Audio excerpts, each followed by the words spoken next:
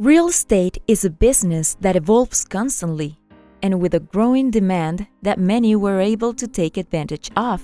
Although buying a house requires great dedication and a good investment, more and more people want to join this world to grow their net worth. Throughout history, real estate has been one of the most profitable businesses, but it requires hard work in order to achieve success. Acquiring properties and then renting or selling them may seem like a simple operation, but many things can happen along the way to complicate your experience as a real estate investor. According to the National Association of Realtors, the median home price in 2021 was $350,000. On top of that, another of their studies revealed that the down payment represents the hardest part of buying a home for 11% of their respondents. Taking the data into account, we can say that buying a home is not the easiest task in the world. But how is it that many people have managed to become billionaires in this business? In today's episode, we will share with you the amazing stories of 5 investors who achieved economic success thanks to real estate. Hello everyone, and welcome back to Novarise, your channel for financial education. Don't forget to hit the like button and subscribe for more videos like this. Let's get started. Donald Bren. The media refers to him as the richest real estate investor in the world. Forbes highlights him at the top of its list in this business with a wealth of more than $16 billion. But was Donald Bren's life always surrounded by such big figures? The answer is no. According to an investigation carried out by Fortune magazine, Bren's start in real estate came in 1958 when he got a $10,000 bank loan to found his own company called Bren Company, with which he built his first home in Newport Beach, California. After almost 10 years of hard work and other investments, Donald Bren took advantage of the housing boom of the late 60s and built and remodeled a succession of houses in Orange County, Florida. Billionaire Bren has also benefited from global recessions. In 1970, he sold his company for $34 million to the International Paper Corporation, and after the crisis in the real estate market at that time, he bought back what was his own company for just $22 million. Today, his empire includes more than 560 office buildings and 125 apartment complexes. He also owns a 97% stake in the MetLife skyscraper located in Manhattan. In total, his company owns more than 126 million square feet of real estate, primarily located in Southern California. Stephen Ross. Getting fired was the best thing that happened to me. This is the title of an interview given by Stephen Ross to CNN. This real estate investor began his long journey in the market with a $10,000 loan that he took from his mom after he was laid off from 2 jobs.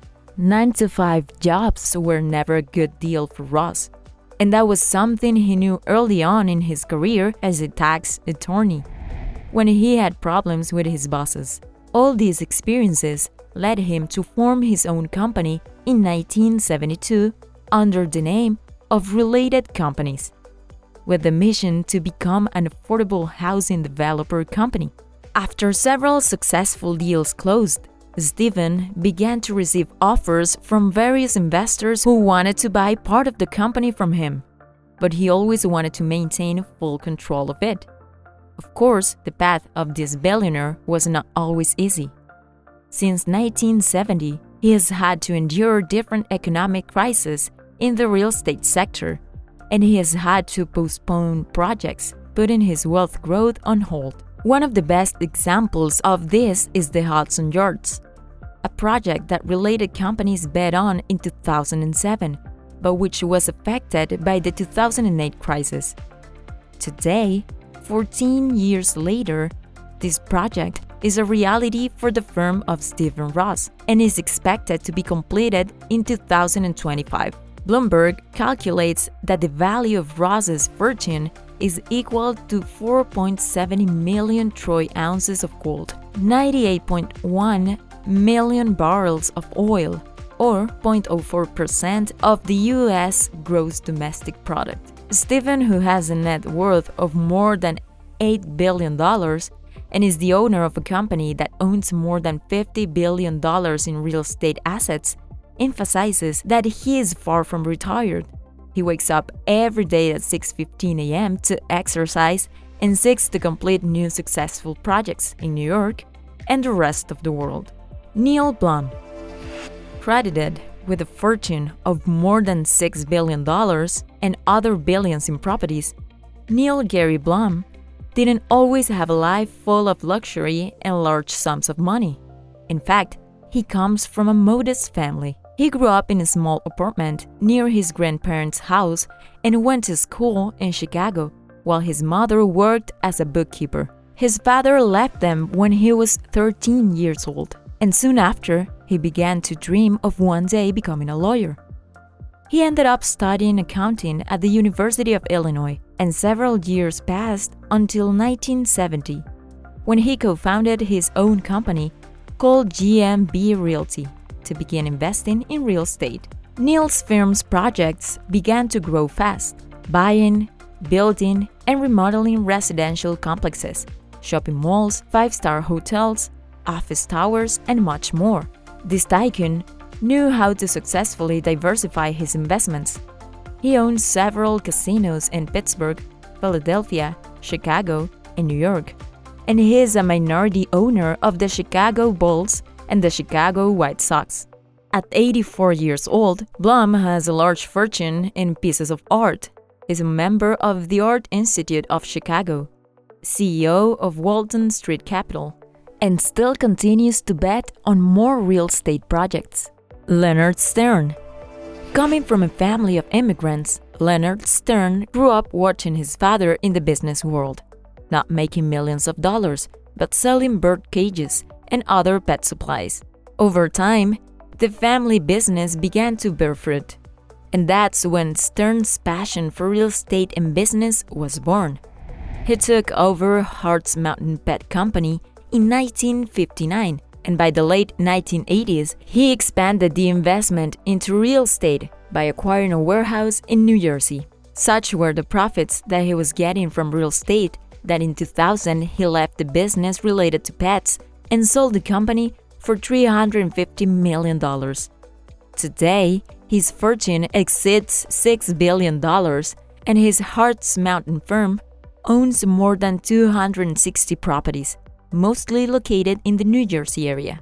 Diversification has been key to Stern's success as he ventured into business related to media, energy, wealth management, and even carpet cleaning. According to Bloomberg, Leonard Stern's net worth represents 0.03% of the United States gross domestic product. This is also equivalent to more than 69 million barrels of oil, and he owns 0.08% of the total fortune of the 500 richest people in the world. Sam Zell. Sam Zell's inspiring real estate story began when he managed a 15-apartment building, not as an owner or for a big salary, but simply in exchange for a free room and food. Little by little, he gained the trust of the owner, and he assigned other properties to him. Many years ago, Zell's life hadn't been too extraordinary either. His parents emigrated from Poland and had him in Chicago in 1940, where his father was a wholesale jewelry salesman. He, barely 13 years old, was already beginning to be interested in business in a very curious way. He bought Playboy magazines in bulk quantities for $1.50 and sold them for $3. Shortly after graduating from law school, Sam started working at a Chicago law firm, but quit after a week. That's when he realized he wanted a full-time career in real estate and decided to form his own company, which he called Equity Group Investments. According to Bloomberg, today, Sam Zell's firm is in charge of executing 0.259% of existing home sales in the United States. His fortune has climbed to $6 billion. And he has diversified his investments between real estate, energy, logistics, the healthcare business, and more. As you can see, success stories don't always start with millions of dollars in the bank or with a family with a powerful last name. The effort has paid off for these real estate investors who have dedicated decades of their lives to make their projects come true. Regardless of whether they lost their jobs, started investing as adults, or started their real estate investments with a loan, these billionaires found the time and opportunity to buy their first property. Are you ready to start your real estate journey? Remember that on our channel, you will find a lot of information on how and when to do it. We hope these stories will inspire you to achieve your real estate goals. And now tell me, what's that goal you want to achieve? And since you're here, do not forget to check this episode that's gonna help you complement everything you just learned today. Take care. Bye-bye.